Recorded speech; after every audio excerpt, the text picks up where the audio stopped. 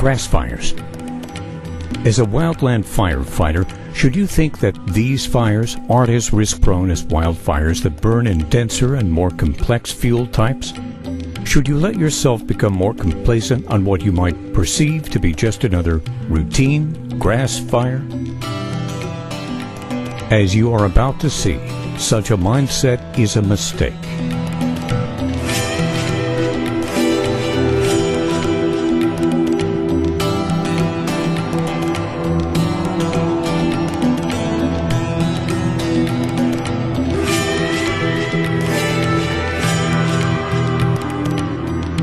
That's why the following observation has been identified as one of the key common denominators of fire behavior on tragedy fires.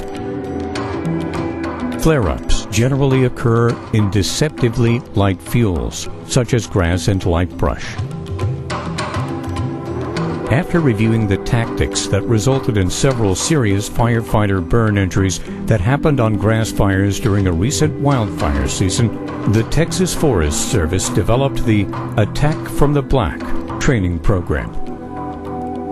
A lot of people do underestimate fire activity, fire behavior in grass fuels.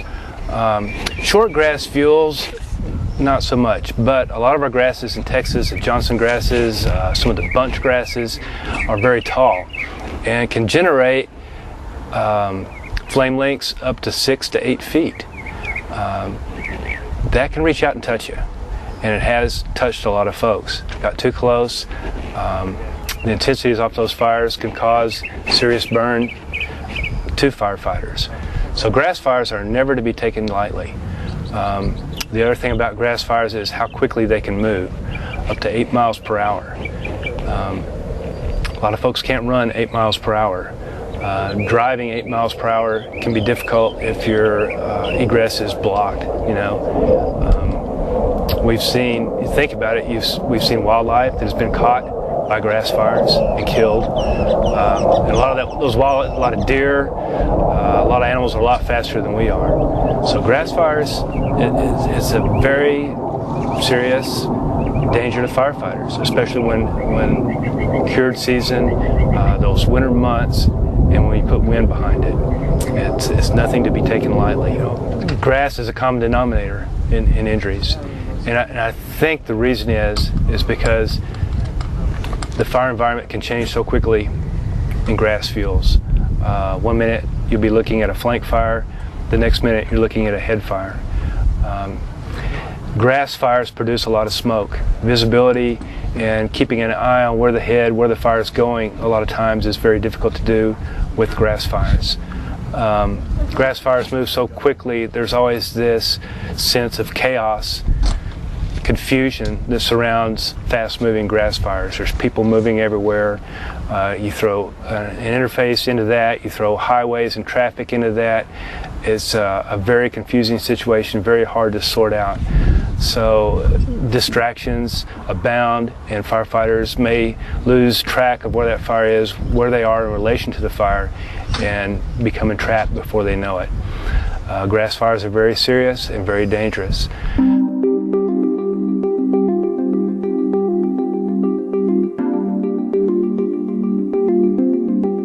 We saw grass fires run through communities this year with that 30 and 40 mile an hour wind. That's not just a grass fire. Grass fires, I remember having this discussion with the Weather Service several years ago.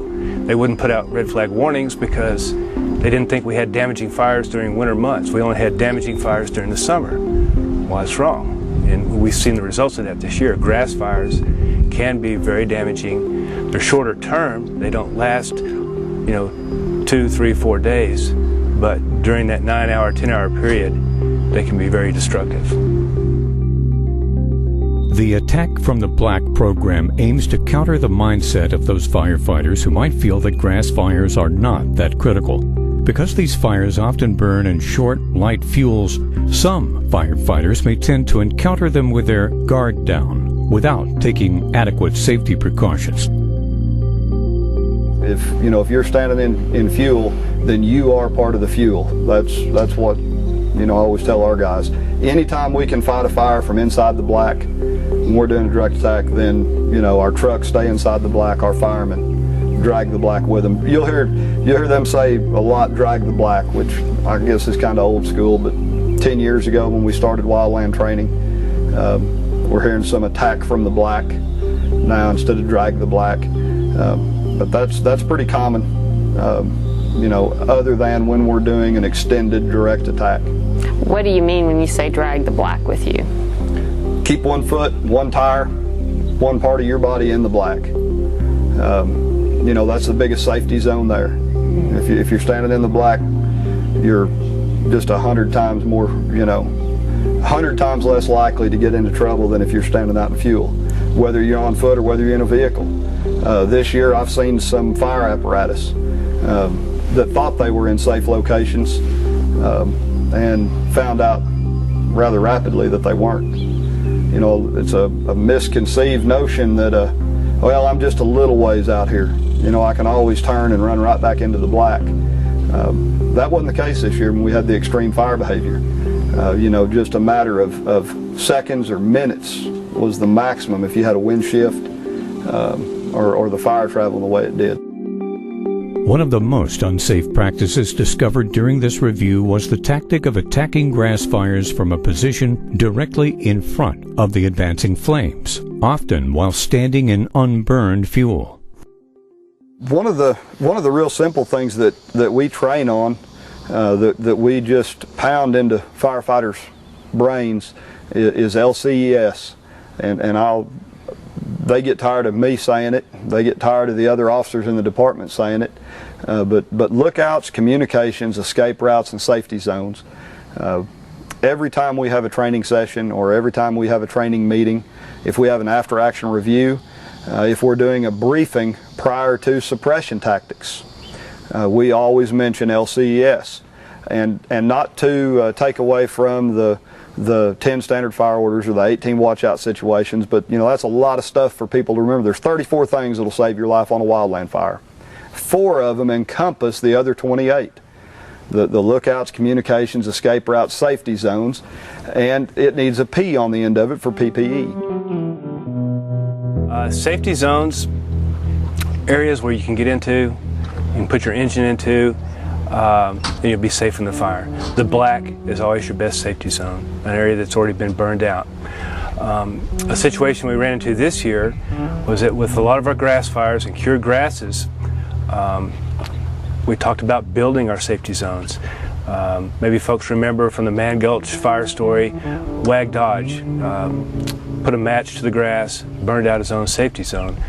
That applies in Texas also. If you find open grass areas and for some reason find yourself in front of an advancing fire, you can burn out your safety zone in these light fuels.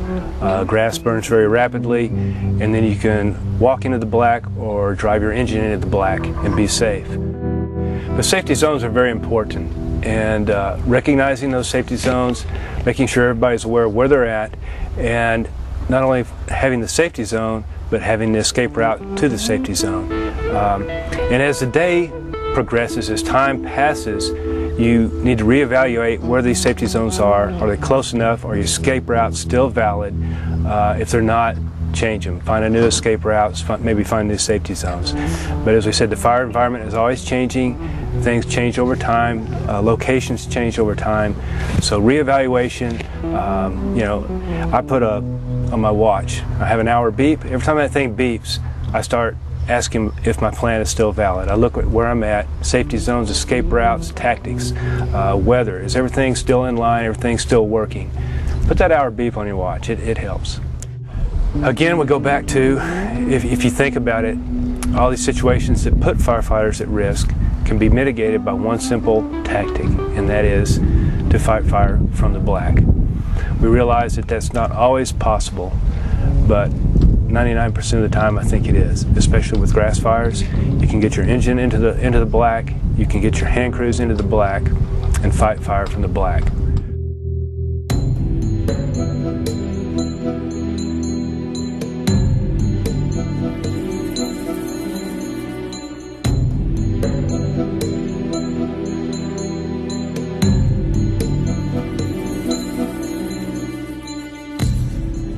On March 1st, the Empire Fire breaks out west of rural Duncan, Oklahoma. A red flag warning for high winds and low relative humidity has been forecasted for this extreme fire weather day. The passage of a cold front is also predicted for later this afternoon. Fire behavior predictions for Fuel Model 1 for short grass indicate a spread rate of 400 chains per hour. Destry Horton, age 32, is a 7-year veteran full-time firefighter with the Chickasha, Oklahoma Fire Department. This husband and father of 2 also doubles as a volunteer firefighter with the nearby rural Acme Volunteer Fire Department. Even though today is Horton's day off with the Chickasha Fire Department, he opts to help fight the many grass fires that are igniting in and around the rural Acme Fire District. Around 4 p.m., after being staged at different locations all day, Horton and fellow Acme Fire Department volunteer Larry Crabb are dispatched to the Empire Fire. Horton, driving a 1995 one-ton brush rig equipped with a 400-gallon water tank and Class 9 pump, with Crabb as passenger assistant, calls his wife to assure her that he will be home in time for supper. Driving just outside of Duncan, the 2 Acme Department volunteers encounter a group of firefighters. They ask them about the location of the staging area.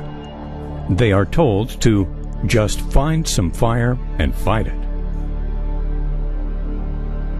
Driving south, Horton and Crabb see a suppression grass rig engaged on the flank of a moving fire to their east. They turn off the paved road to access this fire area.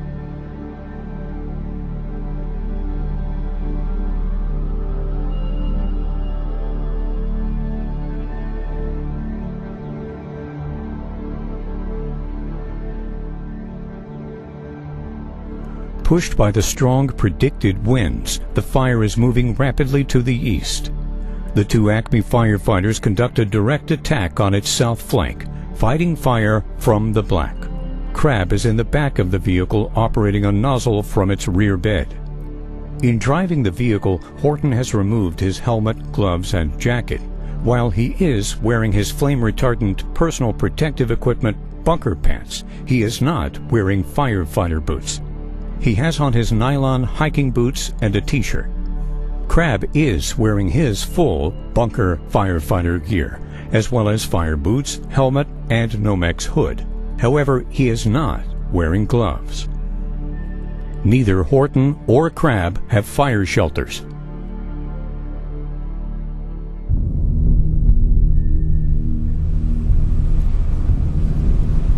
Inside the increasing smoke and heat, Horton drives from the black into the unburned fuels.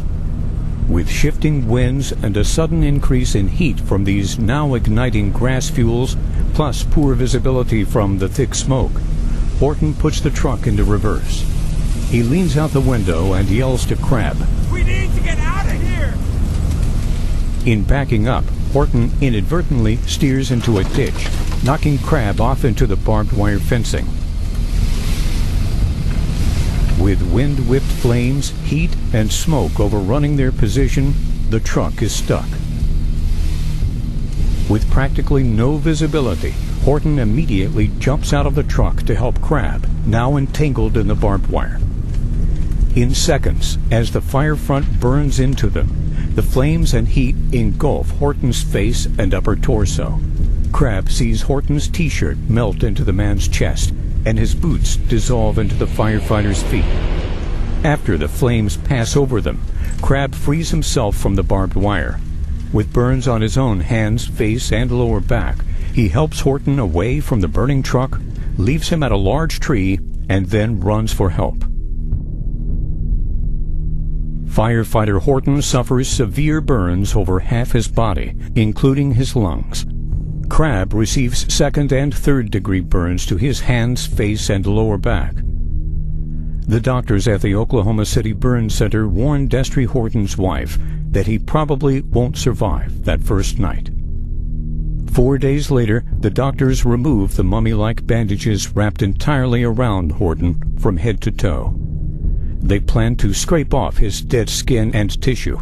Unfortunately, they quickly realize that the firefighter is burned so badly he has no skin left. On March 24th, 24 days after he is overrun by the grass fire flames on the Empire Fire, Destry Horton passes away.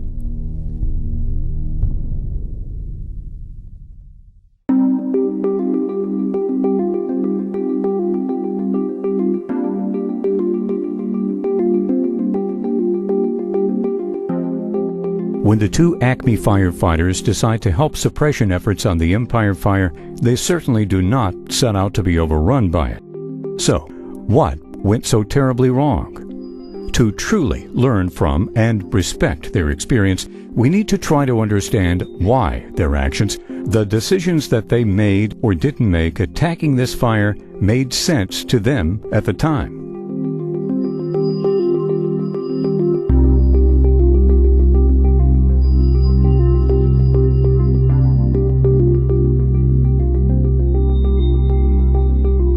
Remember, with fires popping up on multiple fronts, they had been told to go find some fire and fight it. Next, for the first time during that long standby day, they see other firefighters beside a wall of flames moving through a roadside field. This grass fire is burning toward homes. On their own, they take immediate suppression actions. If you are in a similar situation, you need to remember to take the time to size up the fire and decide on a tactical plan before engaging with the fire. Your plan should always account for LCES. If possible, you need to brief on the fire through an incident command system. You need to establish adequate and reliable radio communications.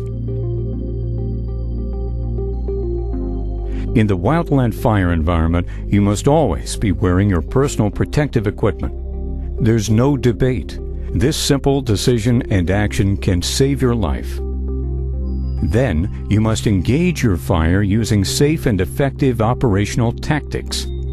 As you operate, you should always address the standard firefighting orders and keep alert for watch out situations. The two Emerald Fire firefighters had no anchor point. If you are in a similar situation, your tactical plan must include establishing a reliable anchor point.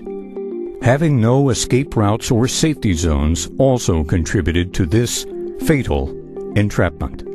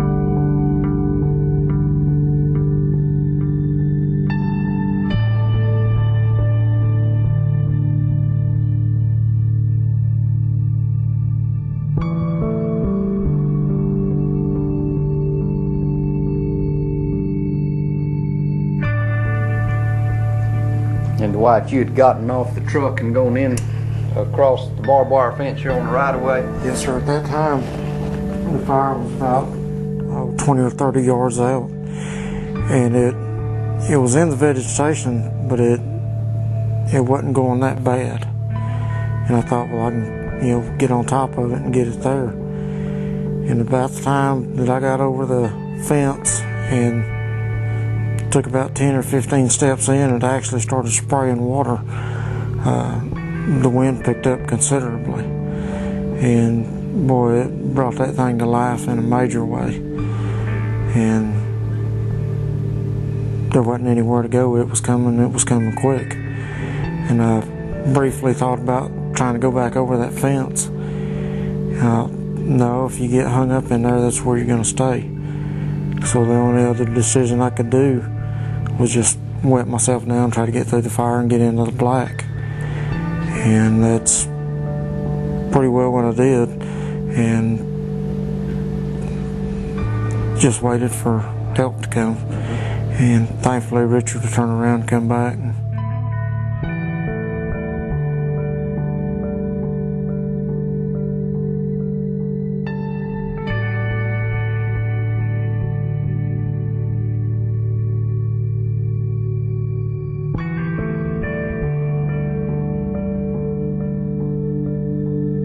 I feel bad because, this is kind of a rookie mistake.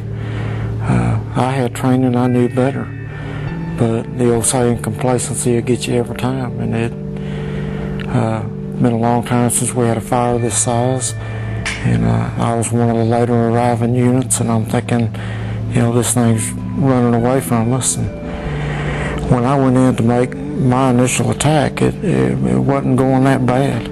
It was coming to me, but it wasn't going that bad. And like I say, the tone goes off, you come up to the station, you grab your pants, your boots are already in them, grab your coat, grab your helmet, throw it in the truck and take off. And Richard told me where to go. I went there. Oh, there's fire, I got to get to it. Got off the truck, started the pump, went over a fence, I knew better, and started spraying. About that time the wind really picked up, and it was coming to me faster than what I was comfortable with. And I looked behind me and I thought, I can't get back over that fence in time. So the only thing I could do was just hose myself down and try to make it through the fire and get into the black. And if there's a message that I could send to anybody, guys, take the time, get your head straight, get your gear on. It might be hot, it might be a little heavy, it might be a little cumbersome, but if I'd have had my gear, I wouldn't look like I do right now. Take the time.